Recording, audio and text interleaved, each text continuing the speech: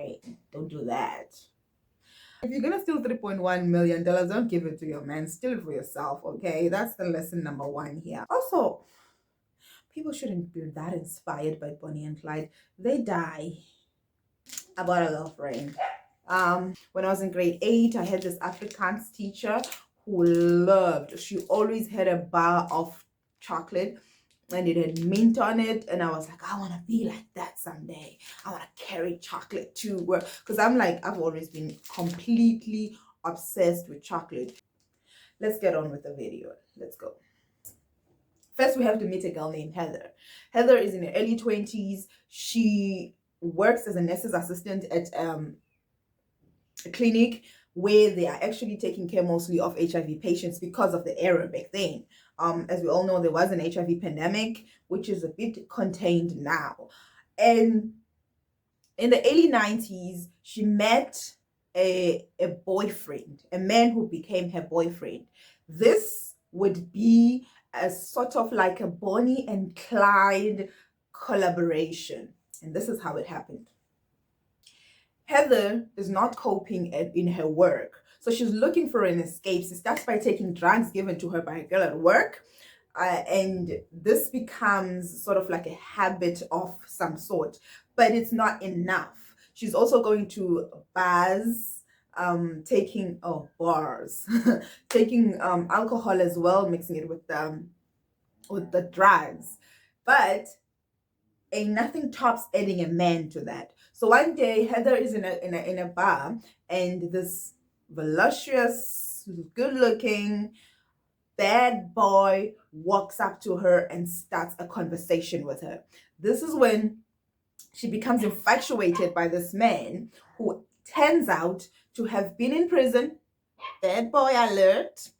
He has been in prison, convicted. Not only convicted, but actually having convicted of murder. Now, why is he walking out? He actually got paroled early because he became somewhat of a prison poet. So he was good with the words. He wrote books. They were published. We're not going to advertise his work here. Now, Heather is infatuated by this man. She is lusting over this dude who possessed everything bad boy. And y'all know how that bad boy situation comes with like good sex and all of that. Oof. Okay, doze off a little bit. Anyway, she then moves a little while later. So this is kind of like an excitement that is helping. But she moves in with him and he spoils her rotten. He spoils her. He's romantic, he's giving, he's attentive, he's just paying attention to her. Now, this is very important because Heather actually grew up in a dysfunctional home. Her parents were actually teenage parents. That doesn't mean that that's obviously going to become a dysfunctional family.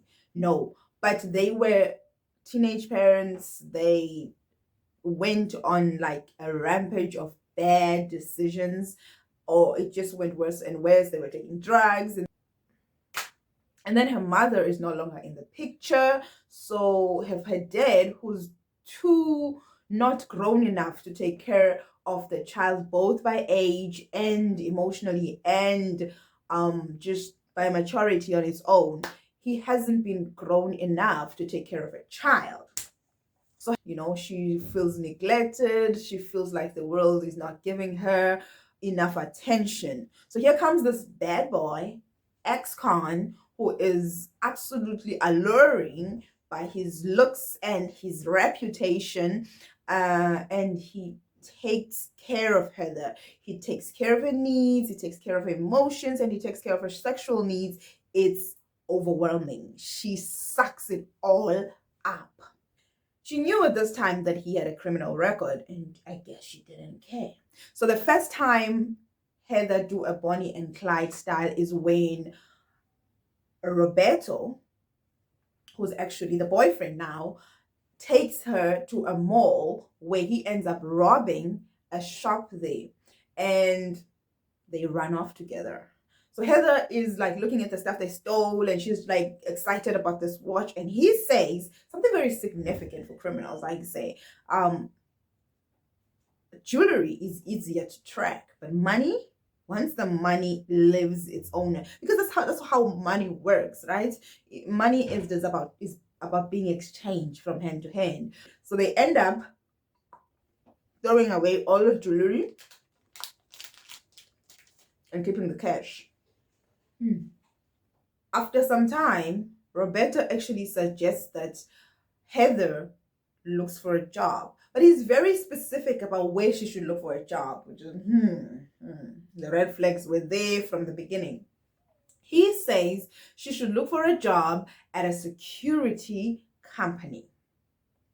Now, Heather actually has no experience or training for this company. In fact, she can't even drive properly. She's not even that good a driver. But Heather applies for the job, goes for the interviews, and they take her.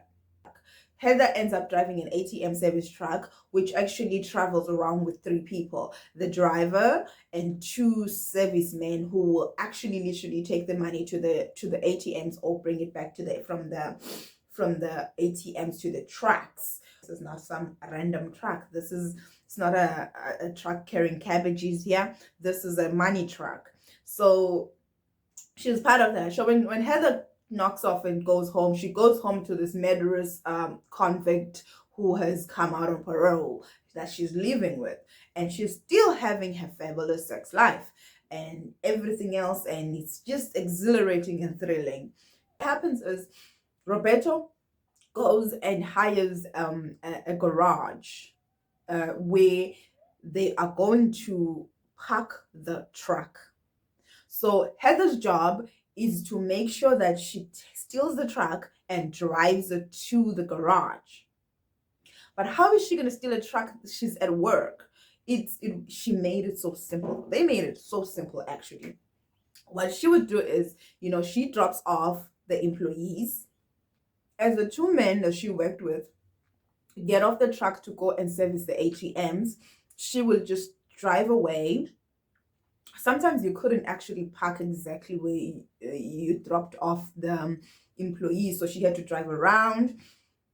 So what happened was she drove away and it wasn't suspicious. But when the serviceman came back, truck was nowhere to be found. I can just imagine those men though. Like they're there and they have this money with them and they have to look for their transport.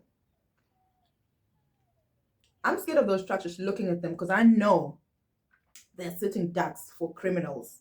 So now imagine having to walk around with those money bags, because the safest place is to be in that truck. It's bulletproof. I'm just like, they must have been so frustrated. In fact, one of them, as they were looking for the truck, made a joke that what if she actually stole the truck? So Heather drives off with the money truck, goes to the garage where Roberto is waiting for her. Like it was nothing.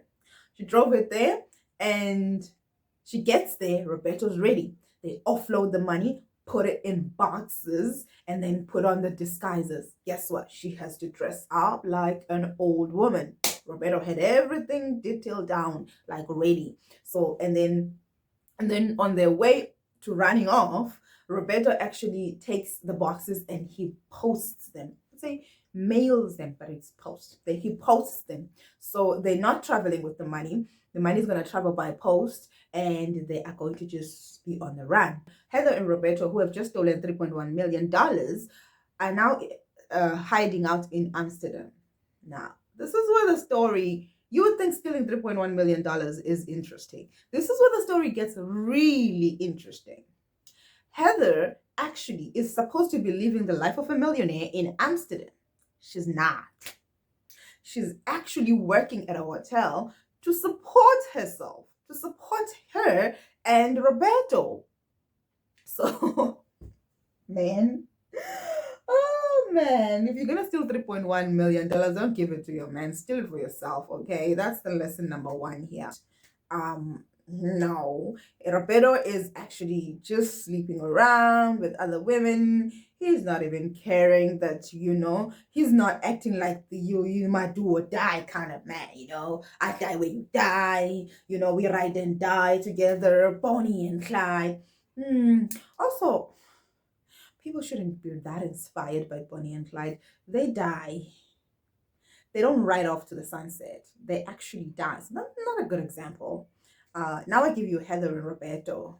They literally were able to steal $3.1 million. Not only did they steal 3.1 million, they also stole the track. So, badass, I tell you. Now, I've heard that women tend to sort of see things in a different light when they've had children. I wouldn't know. But this is when she starts thinking about her future, her child's future, and she decides her and Roberto need to be over. But where are the millions?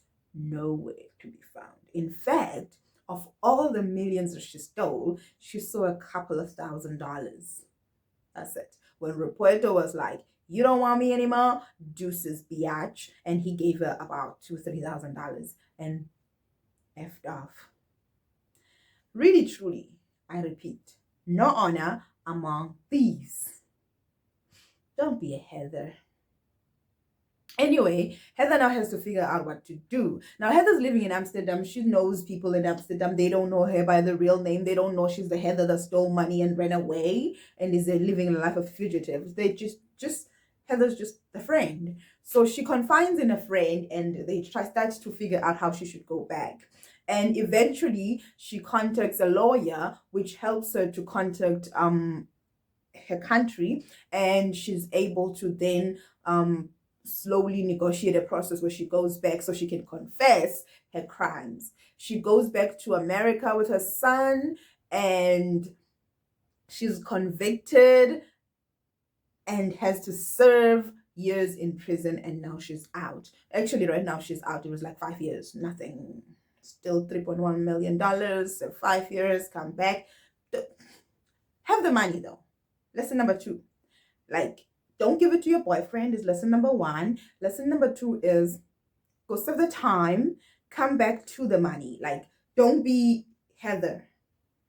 Again, don't be Heather. So one of the conditions of her sentence was that she would have to pay back the company the money she stole. Now, unfortunately, then that means she owes $3.1 million to a company. And where's she going to get that money? She went to Amsterdam, didn't see the money, and came back as a criminal, went to prison. Where's she going to get the money? So one of the things that Heather is actually doing is selling her rights to the story so that she can make money, and some of it will go to paying the $3.1 million. I repeat for the millionth time, do not be Heather. If you plan on stealing, well, actually Heather would probably not have been a criminal if she had not met Roberto. I think her and her actions were just so much influenced, really. I don't think she's a criminal. I'd say she's an influenced criminal. Without Roberto, she would have never done the things that she did. Wait, she would have never known she's capable of doing the things that she did. So maybe, maybe Roberto wasn't that bad. You are going to steal some money, ladies. Do not, I repeat, do not give it to your man.